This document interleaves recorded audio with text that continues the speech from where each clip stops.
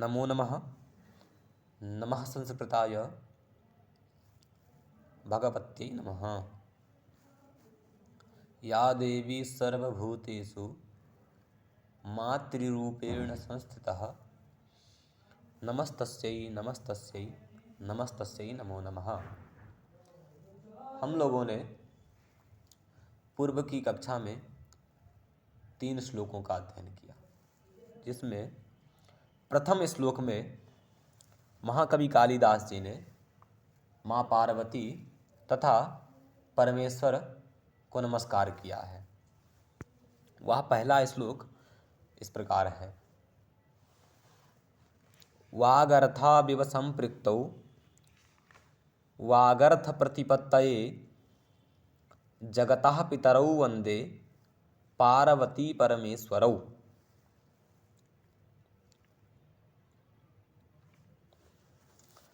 उसके पश्चात महाकवि कालिदास जी ने 2 श्लोकों के द्वारा अपने अत्यंत विनम्रता को ध्वनित किया है। वो 2 श्लोक क्रमशः क्व सूर्य प्रभो वंशः क्व चाल्प विषयामतिः तितीर्षु दुस्तरम मोहात् उडुपेनास्मि सागरम मंदः कवियसः प्रार्थी गमिष्याम्युपहास्यतां प्रांशु लभ्ये फले लोभात् उद्बाहुरिव वामनः। ये है, जिसमें पहले श्लोक का अभिप्राय है कि कहाँ सूर्य से उत्पन्न रघुकुल तथा कहाँ थोड़े से विषयों को जानने वाली मेरी बुद्धि, मैं अज्ञानवशात जो दुस्तर सागर है जिसमें लंबी लंबी लहरें उठ रही हैं, और उस सागर को छोटी सी नौका के द्वारा मैं तैरना चाह रहा हूँ। अर्थात जिस रघुवंश में इतने बड़े बड़े राजा हैं, उन राजाओं का मैं थोड़े से ज्ञान के द्वारा, इस छोटी सी बुद्धि के द्वारा उनका कैसे वर्णन करूँगा। फिर तीसरे श्लोक में इन्होंने कहा कि अहम मंदः, मैं मंद हूँ, फिर भी कवि के यश का प्रार्थी हूँ, कवि के यश को चाहता हूँ। मैं जानता हूँ कि जैसे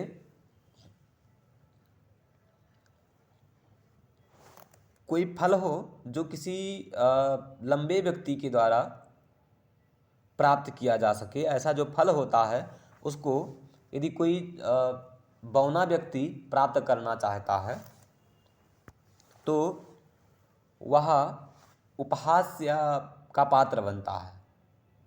उसी प्रकार मैं भी हास्य का पात्र बनाया जाऊंगा, लेकिन फिर भी प्रयास करना चाहिए। तो ये हम लोगों ने पूर्व में अध्ययन किया। अब हम लोग चतुर्थ श्लोक का अध्ययन करेंगे। चौथा श्लोक है, अथवा कृतवाग्द्वारे वंशेऽस्मिन् पूर्वसूरिभिः मणौ वज्रसमुत्कीर्णे सूत्रस्यैवास्ति मे गतिः। तो इस श्लोक के द्वारा महाकवि कालिदास जी बताना चाहते हैं कि यद्यपि पूर्व में प्राचीन आचार्यों के द्वारा, महर्षि वाल्मीकि इत्यादि के द्वारा रामायण आदि ग्रंथ लिखे जा चुके हैं, फिर भी यह जो मेरा रघुवंश नाम का ग्रंथ है, वह जैसे किसी यंत्र विशेष से विद्ध जो रत्न होता है, उस रत्न में सूत्र का प्रवेश होता है, वैसे ही पहले के वाल्मीकि आदि महाकवियों के रामायण आदि वाणी रूप प्रवेश वाले इस रघुवंश महाकाव्य में मेरा भी संचार है। चलिए तो देखते हैं। अथवा कृतवाग्द्वारे वंशेऽस्मिन् पूर्वसूरिभिः मणौ वज्रसमुत्कीर्णे सूत्रस्यैवास्ति मे गतिः। अथवा इत्यस्य पक्षांतरे, अन्य पक्ष में कह रहे हैं पूर्वसूरिभिः कृतवाग्द्वारे। पूर्वसूरिभिः इत्यस्य पूर्वं च ते सूरयः इति पूर्वसूरयः तैः पूर्वसूरिभिः। पूर्वसूरिभिः का अभिप्राय है कि जो प्राचीन कविभिः, तो जो प्राचीन कवि हैं वाल्मीकि आदि, उनके द्वारा विहित जो काव्य है उस काव्य रूपी द्वार वाला यह जो रघुवंश है, उस रघुवंश में मणौ वज्र समुत्कीर्णे श्रोत्रस्येवास्ति मे गतिः।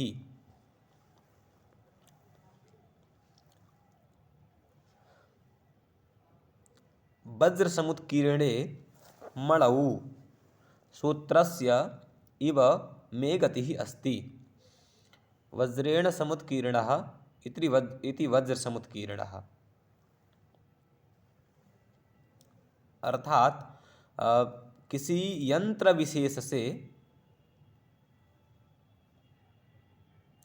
छेद किया गया अथवा विद्ध जो मणि होता है, उस मणि में सूत्रस्य इव मे गति ही अस्ति, सूत्र के समान मेरी गति है। एक बार पुनः देखेंगे। पूर्वसूरिभिः अर्थात प्राचीन कविभिः, प्राचीन आचार्यों के द्वारा कृतवाग द्वारे वंशेस्मिन्, यानी जो विहित काव्य प्रवेश वाला यह रघुवंश है, इस रघुवंश में किसी यंत्र विशेष से विद्ध जो मणि होता है, उस मणि में सूत्रस्य इव सूत्र के तरह मेरी गति है। चलिए, तो हम लोगों ने 4 श्लोकों तक अध्ययन किया। इसके पश्चात आगे के 5 श्लोकों में